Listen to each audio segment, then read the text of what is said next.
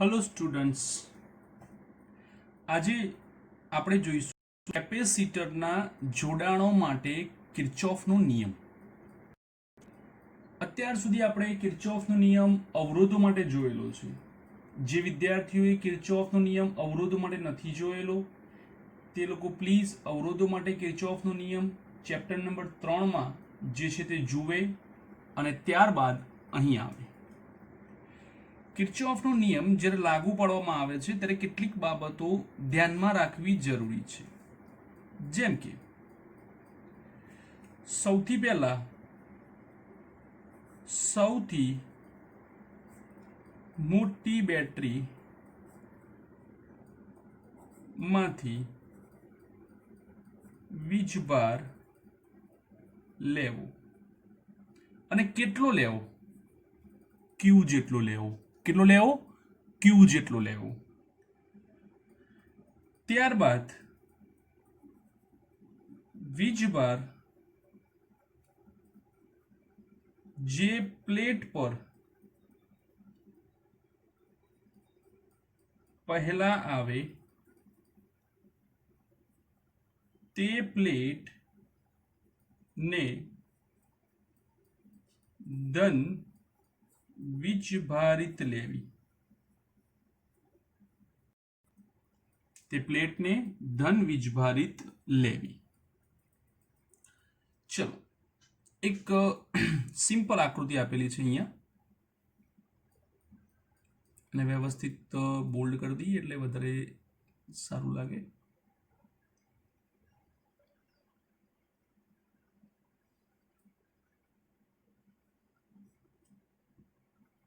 ચલો, આ 10 વોલ્ટની બેટરી છે. અહીંયા 3 માઇક્રોફેરાડ કેપેસિટર છે, અહીંયા 2 માઇક્રોફેરાડ કેપેસિટર છે. તો સૌથી પહેલા આપણે એ ધ્યાનમાં લઈએ કે 10 વોલ્ટની બેટરીમાંથી વીજભાર ક્યુ નીકળે છે. તે વીજભાર અહીં આવે છે. ધ્યાનથી જુઓ, આ જંકશન પાસે આવતા વીજભાર વહેંચાય છે. અહીંયા જશે, અહીંયા જશે.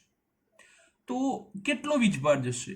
તો પ્રવાહની જેમ Q1 અને Q - Q1 લો. તો વીજભાર જે પ્લેટ પર આવે, જેમ કે વીજભાર આ પ્લેટ પર આવે છે, પહેલી પ્લેટ પર, તો આ પ્લેટ ધન બને અને સામેની પ્લેટ ઋણ બને. તેવી જ રીતે અહીંયાથી વીજભાર આ પ્લેટ પર આવે છે, તો આ પ્લેટ ધન બનશે, આ પ્લેટ ઋણ બનશે. એ જ વીજભાર અહીંયા આવશે. કેટલો? Q - Q1 જેટલો વીજભાર અહીંયા આવશે. Q બંને જોડાશે અને પરત આપણે જેટલો વીજભાર લીધો હતો તેટલો મળશે Q. પ્રવાહના કોન્સેપ્ટનો ઉપયોગ કરીને જ અહીંયા આગળ વધવાનું છે. ઓકે, તો જે પ્લેટ આવે છે તેને ધન લેવી. હવે ખાસ કરીને તમારે જે વાતની ધ્યાન રાખવાની છે તે એ છે કે લૂપ લેવી. લૂપ લઈ વિદ્યુત સ્થિતિમાન સંરક્ષણ નો નિયમ વાપરો. અહીંયા અવલોકનની દિશા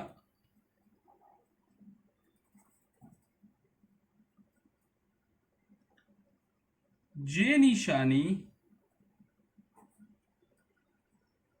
પ્રથમ આવે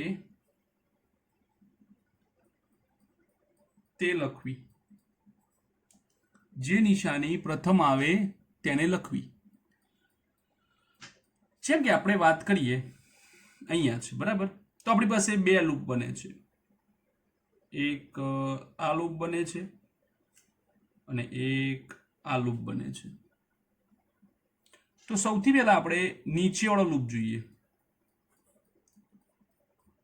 નીચેવાળો લૂપ શું કહે છે? તો આપણે વિદ્યુત સ્થિતિમાનથી જવાનું છે. જેમ કે અહીંયાથી જઈએ તો સૌથી પહેલા કેપેસિટર પ્લેટનો પ્લસ છેડો આવે, તો અવલોકન દિશામાં જે નિશાની પ્રથમ આવે તે લખવી, પ્લસ છેડો આવે છે એટલે પહેલું કેપેસિટરનું પહેલું સ્થિતિમાન. ત્યાંથી આગળ વધો, અહીંયા આવો, કશું જ નથી. અહીંયા પહેલો છેડો નેગેટિવ આવે છે, માઇનસ બેટરી વી. ત્યાંથી પરત અહીંયા આવો, ઇઝ ઇક્વલ્સ ટુ 0. કેપેસિટર માટે વી બરાબર શું થાય? તો કેપેસિટર માટે વી બરાબર થાય ક્યુ બાય સી. તો એનો જ ઉપયોગ આપણે અહીંયા કરીશું કે V equals to Q by C. અહીંયા કેટલો વીજભાર જાય છે? Q1. સી કેટલા છે? 3 માઇક્રોફેરાડ. 3 જ લખીશું કારણ કે જ્યારે આપણો આન્સર વીજભારનો આવશે ત્યારે તે ઓટોમેટિક માઇક્રોકુલમમાં જ આવશે. તમે માઇક્રોમાંથી સિમ્પલ ફેરાડમાં લેવા જશો તો તકલીફ એ થશે કે 10⁻6 તમને દર વખતે નડશે. -10 બરાબર 0. Q1/3 is equals to 10. 30 માઇક્રોકુલમ થઈ ગયું. હવે આપણને પૂછે છે કે ભાઈ ઉપરનું લૂપ, આ લૂપ. હવે એવું નથી કે ભાઈ આ જ લૂપ લેવાય, આખું પણ લઈ શકો છો, તમને જે અનુકૂળ આવે તમે લઈ શકો છો. ધારો કે હું અહીંથી લઉં છું, પહેલા કયો છેડો આવ્યો? Plus V2. ત્યારબાદ અહીંયાથી અહીંયા કયો છેડો આવે? પહેલા માઇનસ V1 થી અહીંયા પાછા આવી ગયા અહીંયા 0. અહીંયા આવે Q minus Q1/2 minus Q1/3 બરાબર 0. ચોકડી ગુણાકાર આપો, 3Q minus 3Q1 minus 2Q1 બરાબર 0. લસા આવે 6. સામે જવા દો, 3Q માઇનસ 5Q1 બરાબર 0. 3Q is equals to 5Q1. માટે Q is equals to 5Q1 બરાબર 30/3 10. 50 માઇક્રોકુલમ વીજભાર બેટરી નીકળે છે, જેમાંથી 30 એક કેપેસિટરમાં જાય છે અને 20 બીજા કેપેસિટરમાં. હવે આપણે શોધીએ કે ઘણી વખત એવું કહે છે કે ભાઈ કેપેસિટરના બે છેડા વચ્ચેના વિદ્યુત સ્થિતિમાનનો તફાવત આપો. તો સિમ્પલ છે કે ભાઈ V1 જોઈએ છે તો Q1/C1. Q1 કેટલા? 30. C1 કેટલા? 3. કેટલા થયા? 10 વોલ્ટ, જે આપણને મળવાના જ છે કારણ કે સમાંતર જોડાણની અંદર વિદ્યુત સ્થિતિમાન કેવું રહે છે? અચળ રહે છે. એટલે અહીંયા આપણને 10 મળશે. ઓકે, તો આ રીતે આપણે કિર્ચોફના નિયમનો ઉપયોગ કરીએ છીએ. બીજા કેટલાક ન્યુમેરિકલ આપણે જોઈએ. ચલો, એક ન્યુમેરિકલ આ છે. આ ન્યુમેરિકલ HC વર્મા બુકના એક્ઝામ્પલ નંબર 25 નો છે. એમાં એવું કહેવામાં આવ્યું છે કે A અને B વચ્ચે વિદ્યુત સ્થિતિમાનનો તફાવત શોધો, અથવા તો 4 માઇક્રોફેરાડ કેપેસિટરની જે પ્લેટ છે તેના બે છેડા વચ્ચે વિદ્યુત સ્થિતિમાનનો તફાવત શોધો. તો સૌથી પહેલા આપણે બેટરીમાંથી વીજભારને બહાર કાઢીશું. બેટરીમાંથી વીજભાર બહાર આવશે Q, જે Q અહીંયા જશે, જેથી આ પ્લેટ ધન બનશે, આ પ્લેટ ઋણ બનશે. એ Q જ્યારે જંકશન પાસે આવશે ત્યારે બે ભાગમાં વિભાજિત થશે, જેમાંથી આપણે એક ભાગ આ લઈએ અને બીજો ભાગ આ લઈએ. આને આપણે Q1 કહીએ અને આપણે Q-Q1 કહીએ. હવે અહીંથી વીજભાર સીધો આ પ્લેટ પર આવતો હોવાથી આ પ્લેટ ધન થશે, સામેની પ્લેટ ઋણ થશે. તેવી જ રીતે વીજભાર આ પ્લેટ પર આવતો હોવાથી ઉપરની પ્લેટ ધન, નીચેની પ્લેટ ઋણ. એ જ રીતે અહીંયા ઉપરની ધન, નીચેની ઋણ, અને વીજભાર પરત ફરશે આ રીતે. ઓકે, તો અહીંયાથી આવશે Q માઇનસ Q1, અહીંયાથી આવશે Q1 અને અહીંયા જશે Q. ઓકે, આપણી પાસે બે લૂપ છે, આમ તો ત્રણ થાય, એક આ લૂપ થયું અને એક આ લૂપ થાય અને એક આખું લૂપ થાય. જે અનુકૂળ આવે તે લેવાનું. સૌ પ્રથમ આપણે એવું લૂપ પસંદ કરીએ કે જેમાંથી આપણને એક શરત મળે. તો શરત મેળવવા માટે આપણે કયા લૂપનો ઉપયોગ કરીશું? પાછળવાળા, કે જ્યાં માત્ર Q અને Q1 જ આપેલા છે. તો આપણે શરૂ એથી કરીએ, ના આપી દઈએ. ઓકે, કે ભાઈ loop A B C D A, loop A B C D.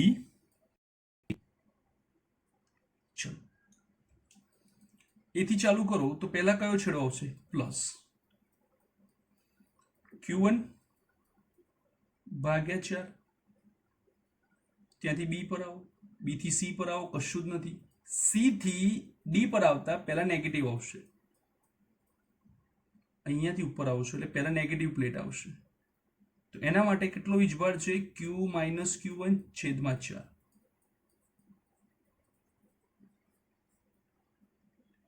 હવે ડી પર આવ્યા, ડી પર આવવાથી પછી અહીંયા આવો તો પહેલા કઈ પ્લેટ આવી? પ્લસ. કેટલો વીજભાર છે? Q1 ભાગ્યા 2 બરાબર 0. ઓકે, 4 લસા લઈ લો. Q1 minus Q minus minus plus Q1 plus Q1, sorry 2 અહીંયા ગુણાય, 2Q1 2Q1 Q1 Q1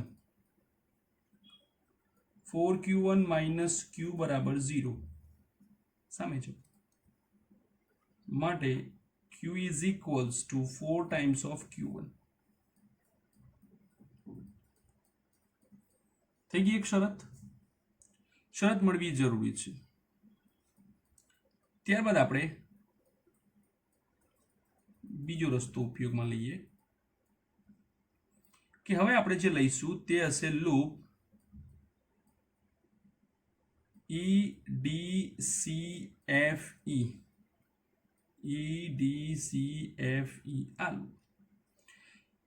E થી D પર જઈએ તો થાય Q છેદમાં 2. કેવી રીતે? તો E થી પહેલા આપણને ધન છેડો મળે છે માટે આપણે પ્લસ લખીશું.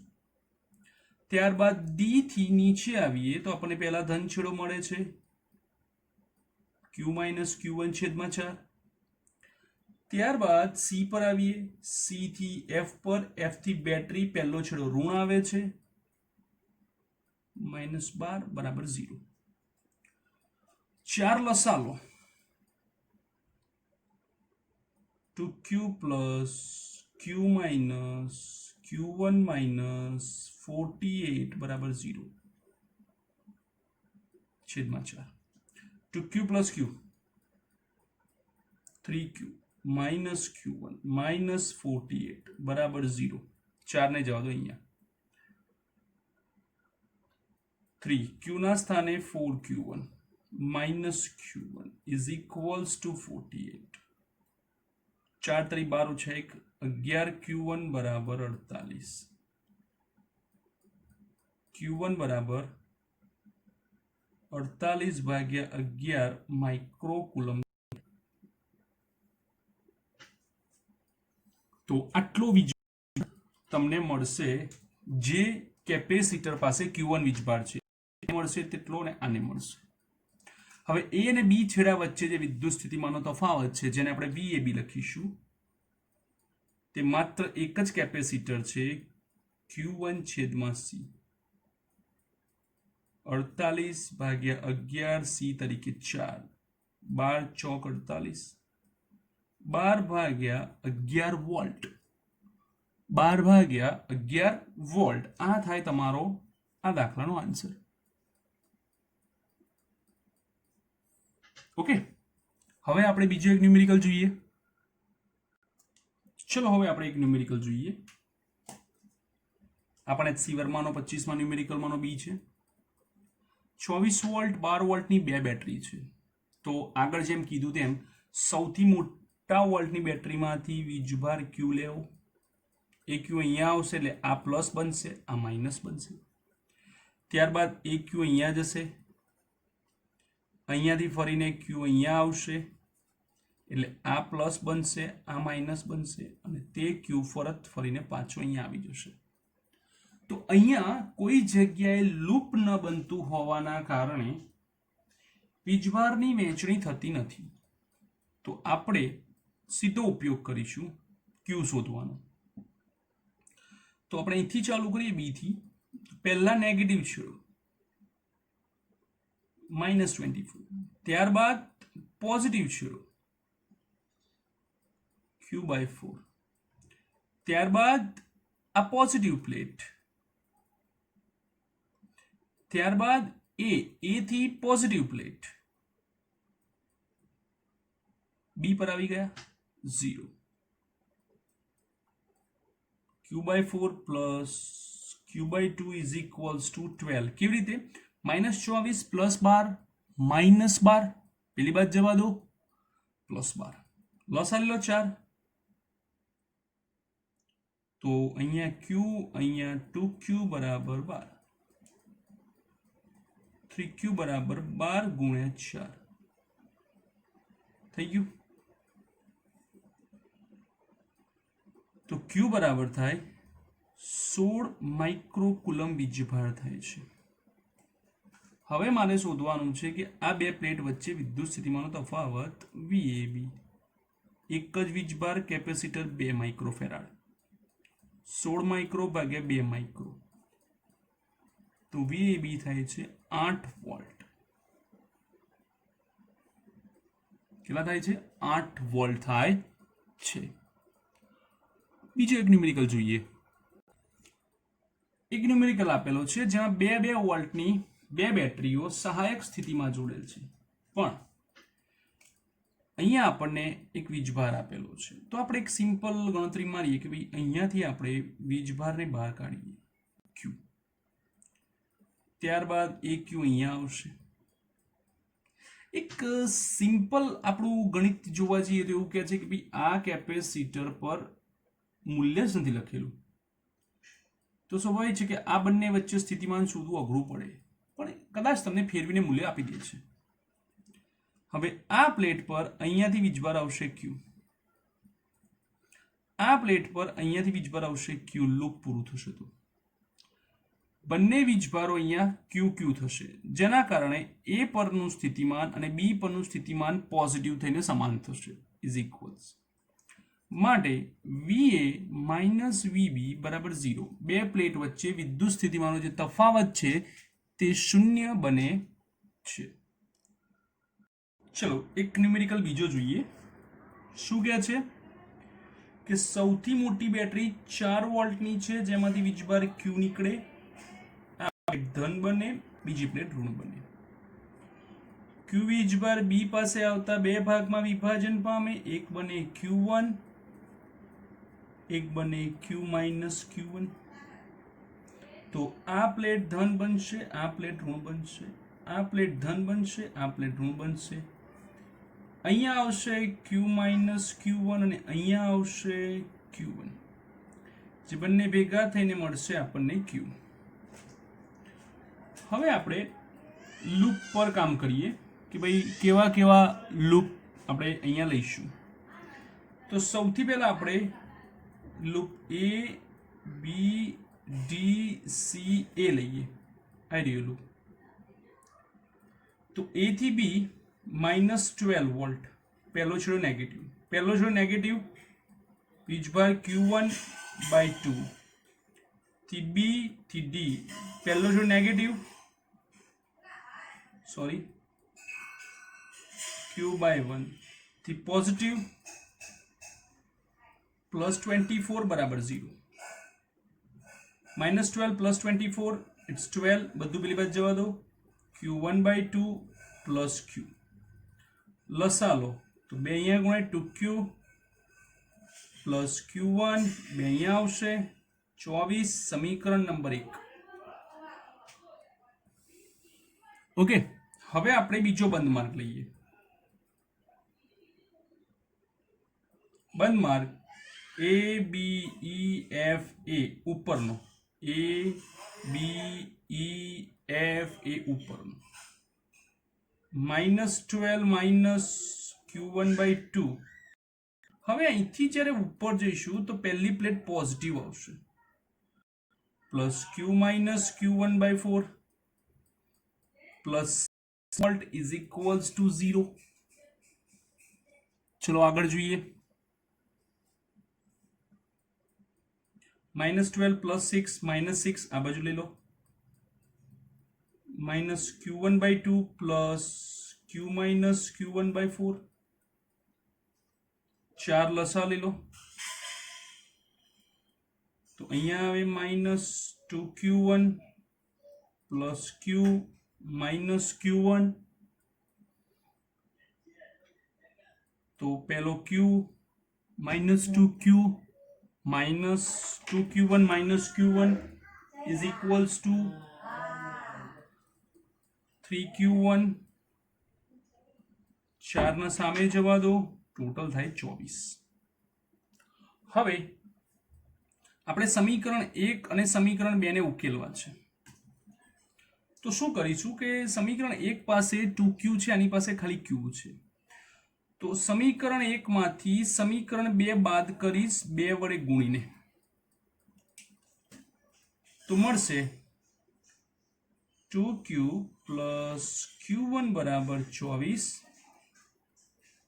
2 વડે ગુણો 2q માઇનસ 6q1 બરાબર 48 માઇનસ પ્લસ માઇનસ ગયા 7q1 is equals to -24.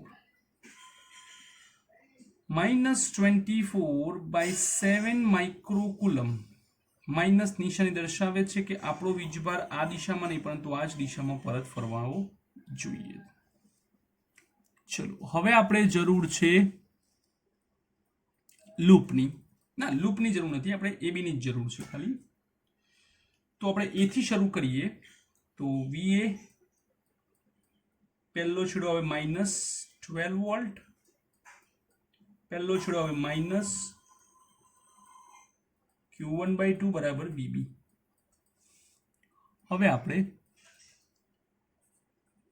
VA minus VB બરાબર 12 પ્લસ q1/2 12 પ્લસ q1 ના સ્થાને -24/7 ઇટ્સ 12 7 લસા લો 84 ઓછા 12 ભાગ્યા 7 72 ભાગ્યા 7 10.3 વોટ એ તમારો આન્સર આવે છે A અને B છેડા વચ્ચેના વિદ્યુત સ્થિતિમાનના તફાવત. ઓકે, તો આ હતા કેટલાક ન્યુમેરિકલ્સ.